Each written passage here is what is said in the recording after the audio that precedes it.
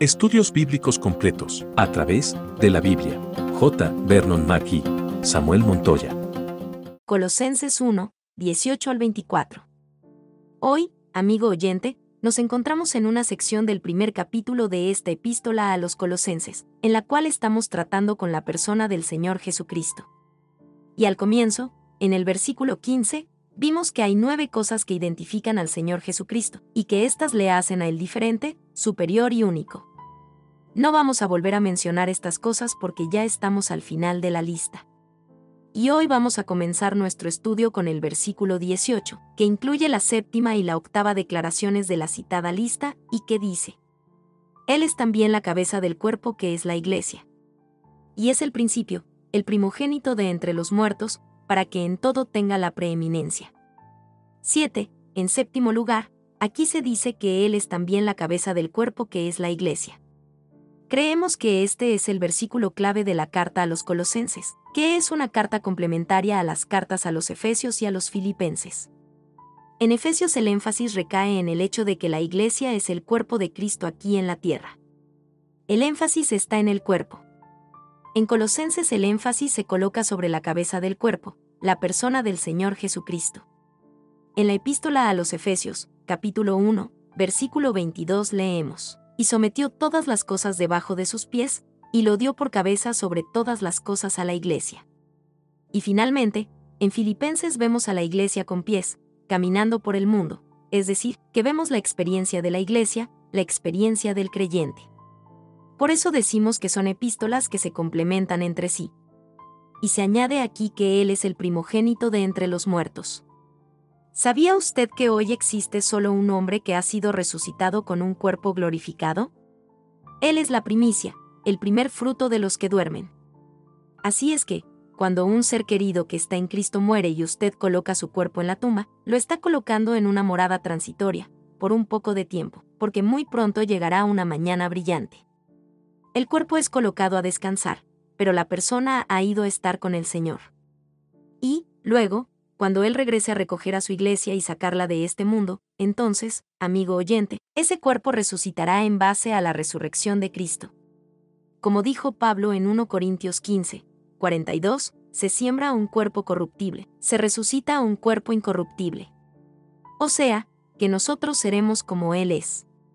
Como dijo el apóstol Juan en su primera carta, 3, 2, Amados, ahora somos hijos de Dios y aún no se ha manifestado lo que hemos de ser, pero sabemos que cuando Él se manifieste, seremos semejantes a Él, porque lo veremos tal como Él es.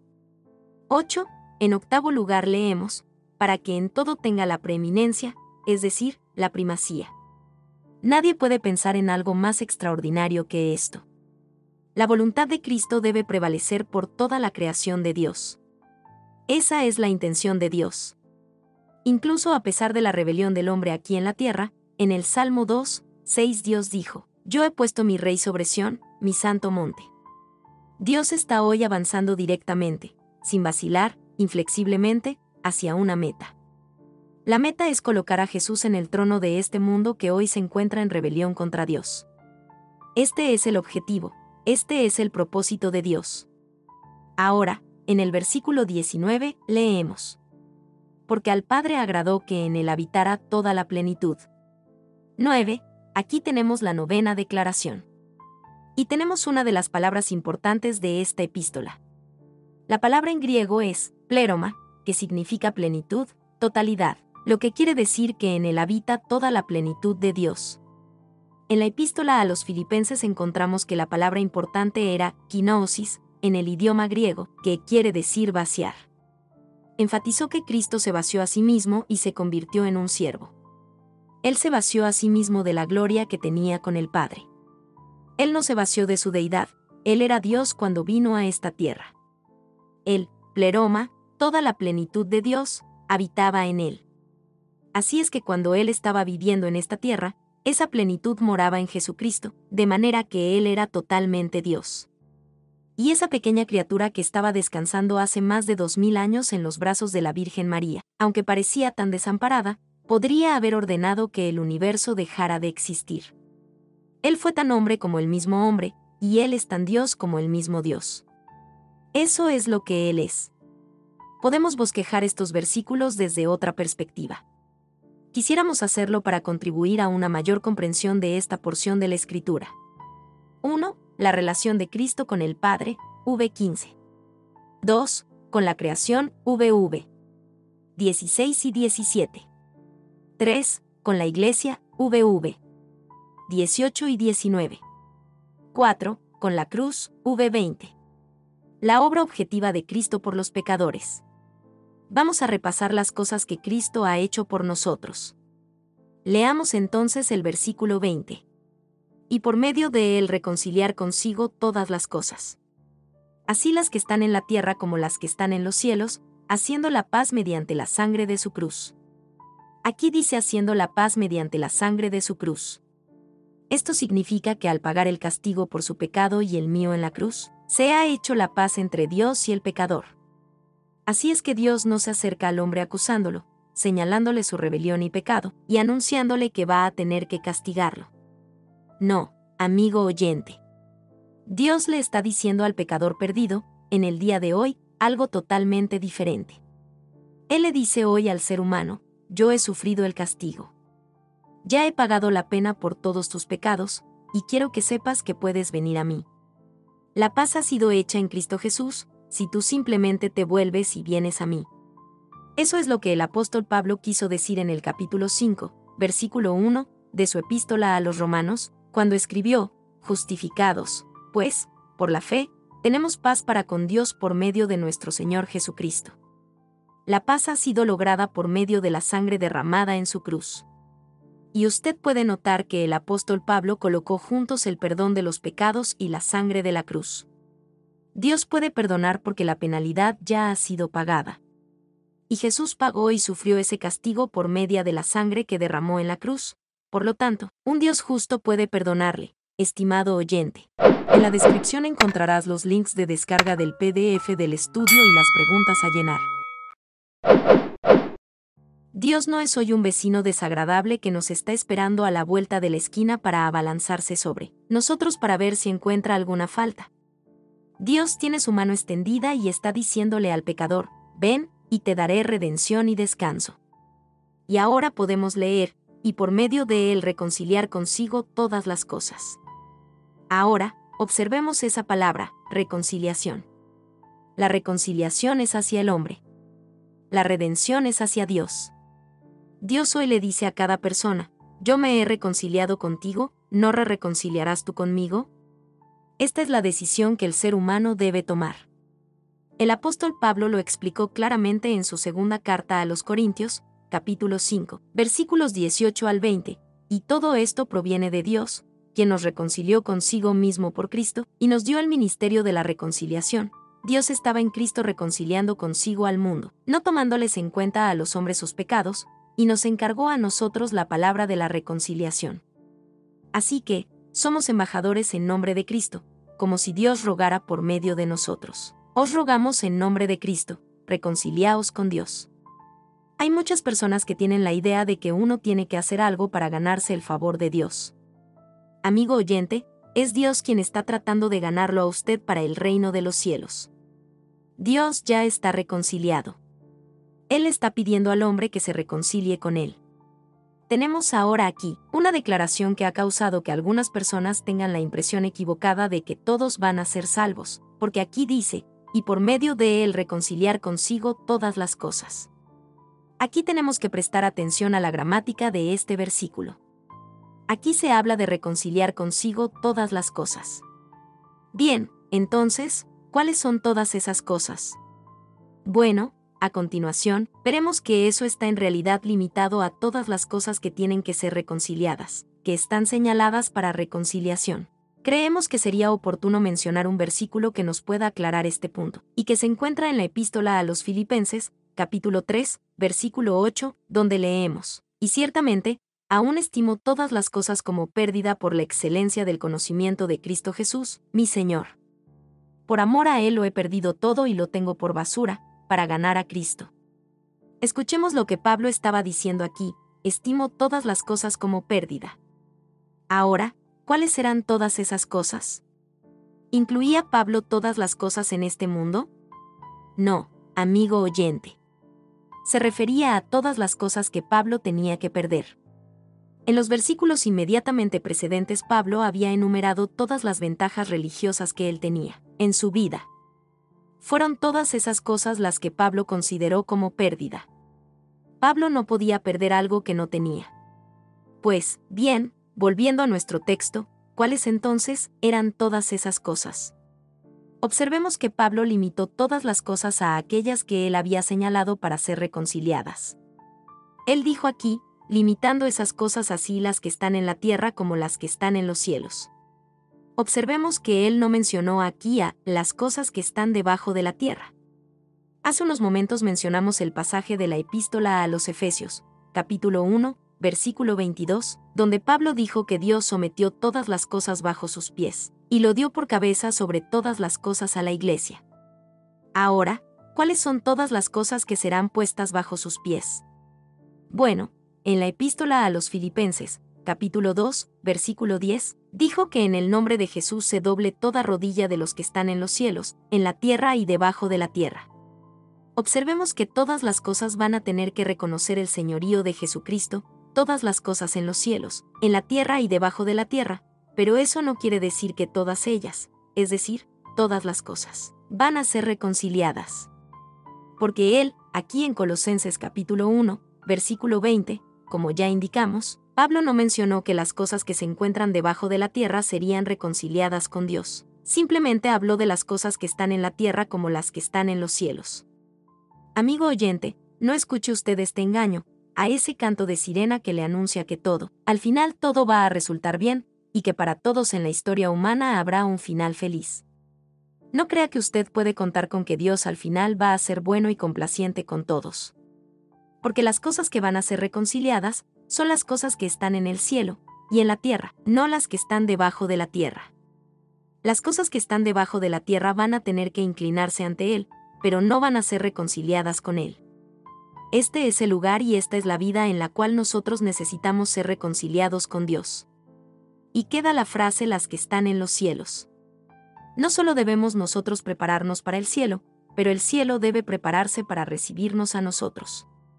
El Señor Jesús dijo en Juan 14:2, voy, pues, a preparar lugar para vosotros, por medio de la encarnación, Dios descendió hasta el hombre, por la sangre de Jesús, el hombre fue llevado a la presencia de Dios.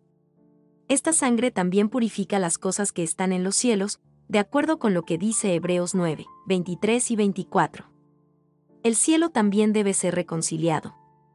Ahora, en el versículo 21, en este capítulo 1 de la epístola a los Colosenses, leemos: también a vosotros, que erais en otro tiempo extraños y enemigos por vuestros pensamientos y por vuestras malas obras, ahora os ha reconciliado.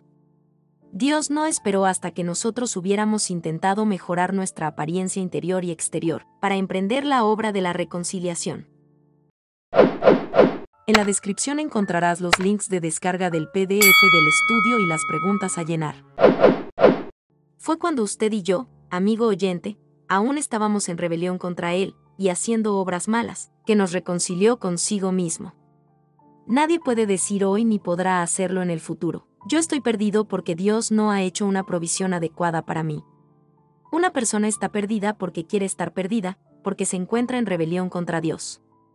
Luego el apóstol Pablo dijo: erais en otro tiempo extraños y enemigos por vuestros pensamientos.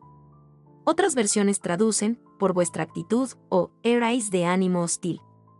Esto nos recuerda que existe un alejamiento mental de Dios, así como también una separación moral. Hay muchas personas que creen que uno está perdido porque ha cometido un pecado horrible. Pero, amigo oyente, esa no es la razón por la cual una persona está perdida. El motivo por el cual usted o cualquier ser humano está perdido es porque su mente está alejada de Dios. Creemos que esta situación explica el feroz antagonismo hacia Dios por parte de los llamados intelectuales de nuestro tiempo. Hay un odio, una hostilidad abierta y evidente hacia Dios. Y esa actitud se refleja inmediatamente en muchas personas cuando escuchan una presentación del mensaje del Evangelio y se les expone la obra salvadora de Cristo. Continuamos nuestra lectura con el versículo 22 de este primer capítulo de Colosenses. En su cuerpo de carne, por medio de la muerte, para presentaros santos y sin mancha e irreprochables delante de Él. Ahora, en la frase en su cuerpo de carne, vemos una declaración específica de que Cristo sufrió, no simplemente en apariencia, sino que sufrió en un cuerpo verdadero. Esta frase fue una respuesta directa a una de las herejías del gnosticismo de la época de Pablo. Y el apóstol continuó diciendo, para presentaros santos y sin mancha e irreprochables delante de Él. Prestemos atención a lo que aquí se dice acerca de ser sin mancha, sin tacha, sin imperfección. Este era uno de los requisitos, en el Antiguo Testamento, para un animal que iba a ser sacrificado. Ni usted ni yo no podemos presentar perfección ante Dios. Y Dios no puede aceptar nada que no sea perfecto. Ese es el motivo por el cual no podemos salvarnos por nuestras obras o por nuestro carácter. Simplemente no podemos alcanzar las exigencias de un Dios justo. Pero Él puede presentarnos sin mancha, ¿por qué? Porque Él ocupó nuestro lugar. Dijo Pablo en 2 Corintios 5, 21 al que no cometió pecado alguno. Por nosotros Dios lo trató como pecador, para que en él recibiéramos la justicia de Dios. Luego tenemos esa palabra irreprochable. Y eso significa que no se nos puede acusar, no se nos puede culpar de nada. Es decir, que Dios es quien justifica. Y si Dios nos declara justificados, ¿quién puede presentar alguna clase de acusación contra nosotros? Él nos ha absuelto y declarado inocentes de toda culpa. Luego en el versículo 23 el apóstol dijo, pero es necesario que permanezcáis fundados y firmes en la fe, sin moveros de la esperanza del Evangelio que habéis oído, el cual se predica en toda la creación que está debajo del cielo y del cual yo, Pablo, fui hecho ministro. Otra versión traduce, si en verdad permanecéis en la fe bien cimentados y constantes. Esta no es una cláusula condicional que se basa en el futuro. La conjunción sí que Pablo usó aquí es el sí del argumento. No significa que algo será si algo más es cierto, más bien significa que algo fue, si algo más es cierto. Podríamos traducir esta frase así, ya que continuáis en la fe cimentados y constantes. El propósito de Pablo era explicar que hemos sido reconciliados, ese es un hecho consumado. Entonces, si usted es hoy un hijo de Dios, va a continuar en la fe firme y constante. Usted no será apartado, movido, de la esperanza del Evangelio que ha escuchado. Y refiriéndose al Evangelio, Pablo añadió del cual, yo, Pablo, fui hecho ministro. A Pablo siempre le gustaba mirar hacia el pasado y apoyarse en su glorioso privilegio de ser un ministro de Jesucristo. Estimado oyente, consideramos a ese, el mayor honor que cualquier persona podría recibir. Por ello, agradezco a Dios cada día por el privilegio que Él me ha dado de exponer su palabra. No creo que exista una tarea superior a esta. Leamos ahora el versículo 24, donde el apóstol comienza a hablar de la obra subjetiva de Cristo por los santos. Ahora me gozo en lo que padezco por vosotros y cumplo en mi carne lo que falta de las aflicciones de Cristo por su cuerpo, que es la Iglesia. Y esta es otra sección que comprende los versículos 24 al 29. Con estos versículos finaliza este primer capítulo. Otra versión traduce así este versículo: ahora me alegro en medio de mis sufrimientos por vosotros, y voy completando en mí mismo lo que falta de las aflicciones de Cristo, en favor de su cuerpo, que es la Iglesia. Pablo estaba diciendo aquí que era necesario para él completar lo que faltaba del sufrimiento de Cristo. Ahora, ¿no es esta una declaración sorprendente? Alguien quizá nos podría, ¿no contradice esto lo que usted ha estado enseñando todo el tiempo? Usted dice que Cristo sufrió por nosotros y pagó el castigo, la pena, y que no podemos hacer nada por nuestra salvación. Esto es totalmente cierto, y para nada contradice lo que hemos expuesto anteriormente. Y vamos a hablar de esto, Dios mediante, en nuestro próximo programa. Será pues, hasta entonces. Le esperamos para continuar con la exposición de este versículo 24 y del resto de este capítulo 1 de Colosenses. Al finalizar el estudio de hoy, considera que Santiago 1:22 nos desafía a poner en práctica lo aprendido hoy. Pero sed hacedores de la palabra, y no tan solamente oidores, engañándoos a vosotros mismos.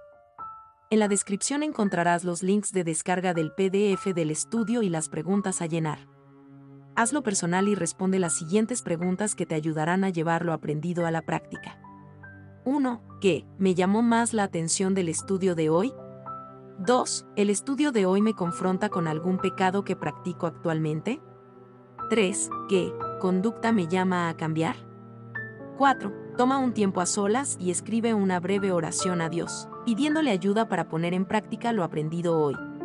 Y recuerda, el que sabe hacer lo bueno y no lo hace, le es pecado. Que Dios te bendiga y hasta el siguiente estudio. Estudios bíblicos completos.